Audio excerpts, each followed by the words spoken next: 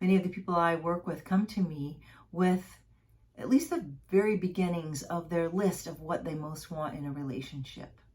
And this is a wonderful practice to get clarity. I offer people a practice called the dating non-negotiables, where people put into columns what's absolutely non-negotiable, what's negotiable, and what would be nice, and use that as their template for making decisions while dating and getting clarity. It's a beautiful process.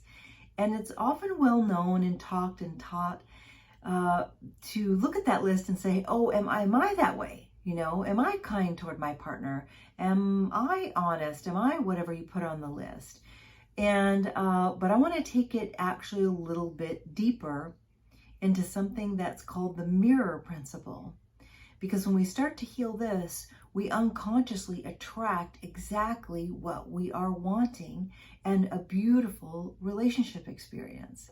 And it starts with us writing down these things. So some common things I hear are honest, that was at the top of my list, emotionally available, vulnerable, kind, right? Some version of kind, thoughtful, compassionate.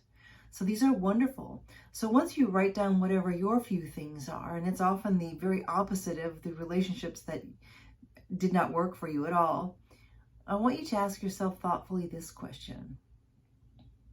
Do I treat myself this way?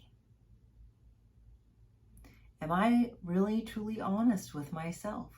A lot of us have blinders on, especially in the beginning of a relationship when it's fun and juicy, that don't let us be totally honest about what's going on, or else we wouldn't stay so long.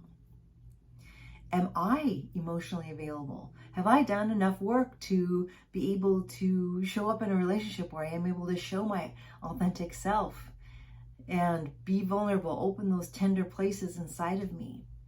Am I kind and thoughtful with myself?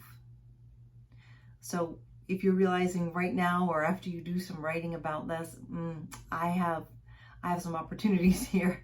I'm not very kind to myself, for example. I'm not honest to myself. I don't tell myself what's really happening.